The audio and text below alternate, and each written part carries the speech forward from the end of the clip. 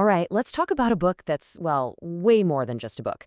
Today, we're diving into Napoleon Hill's Think and Grow Rich. And I mean, this thing is a classic for a reason. We're going to treat it like what it really is, a genuine blueprint for success. A plan built on some serious research into the most successful people who ever lived. So you ready? Let's get into it. And boom, right out of the gate, Hill just hits you with the core of his entire philosophy. All success starts with a burning desire. Think about that. He's not talking about a casual wish or a wouldn't it be nice if kind of hope. No, he means a white-hot, can't sleep at night, all-consuming desire. Everything, and I mean everything, starts right there.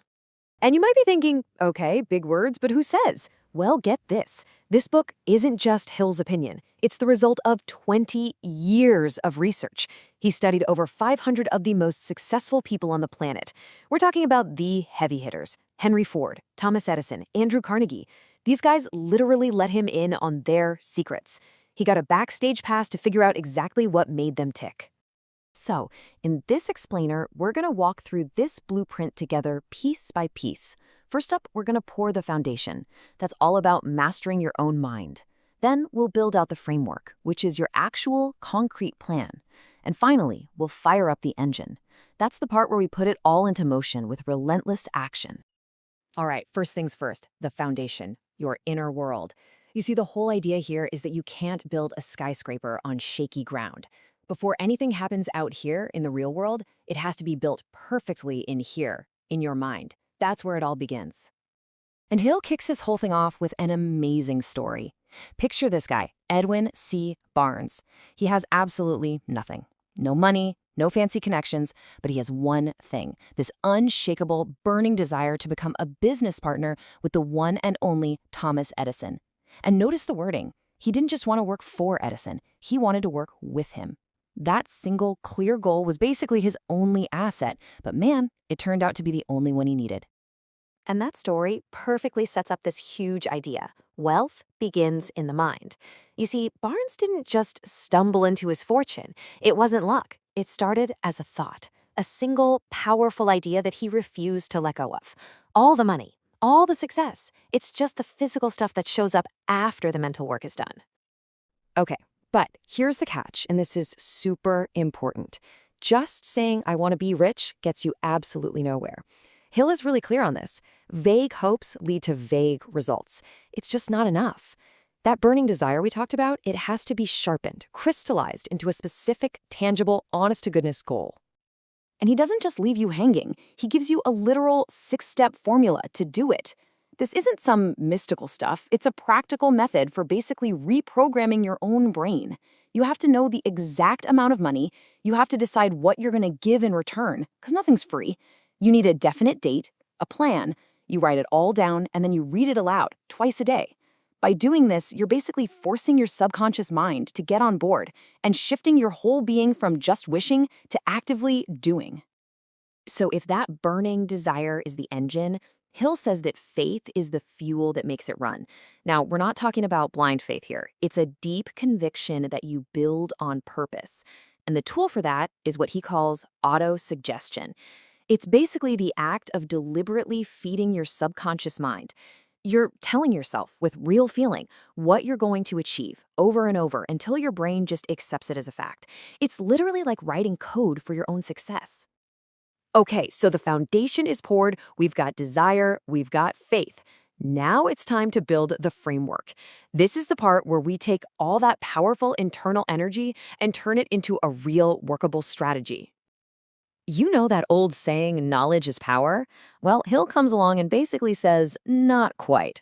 He argues that knowledge is only potential power. Think about it. A library full of books is useless until someone reads them and does something with that information.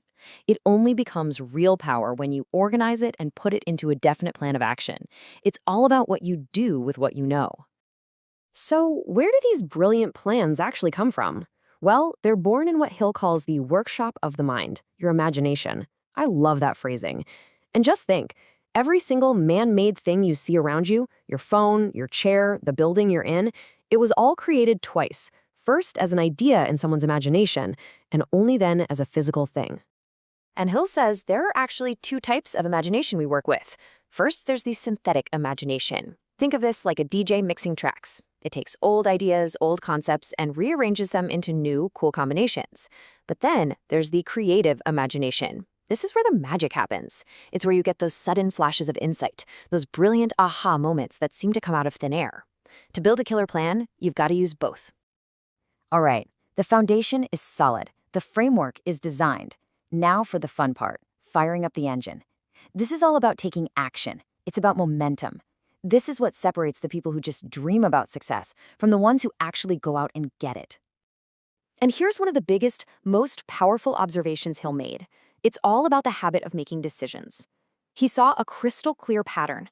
Successful people make decisions quickly, and then they change them slowly, if at all.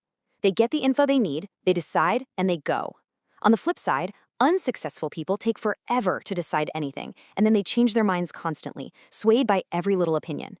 It's a total game changer. But let's be real, even the best plans hit a snag, right? What happens then? Well, Hill is super clear about this. A temporary defeat is not permanent failure. You have to get that. Every single person who ever achieved anything big faced setbacks. The secret sauce is persistence. Think of a setback not as a stop sign, but as a detour sign. It's just telling you to adjust your plan, not to give up on the destination. Okay, so you're taking action, you're being persistent, but you can only do so much on your own. Hill knew this, and he uncovered a principle that can multiply your power, not just add to it. This might be his most famous idea of all. He called it the mastermind. And no, this isn't just a fancy word for teamwork. It's way deeper than that. It's when you get two or more people who are completely aligned, in perfect harmony, working towards one specific goal. Hill was convinced that when this happens, it creates an invisible third mind, an energy, an intelligence that's way more powerful than just adding the individual brains together. And just think about it for a second. Henry Ford didn't build his empire alone. He had a team of brilliant engineers. Edison had his lab full of researchers. Real massive success is almost never a solo mission. The mastermind is a true power multiplier. You get more energy, you get better ideas bouncing around, and you get that shared motivation that helps you push through when things get tough. Okay, so look at what we've got. We have the mindset, we have the plan, we have the action, and we have the mastermind. We've basically built the perfect machine for success. But there's one final hurdle, a massive obstacle that can make the whole thing fall apart.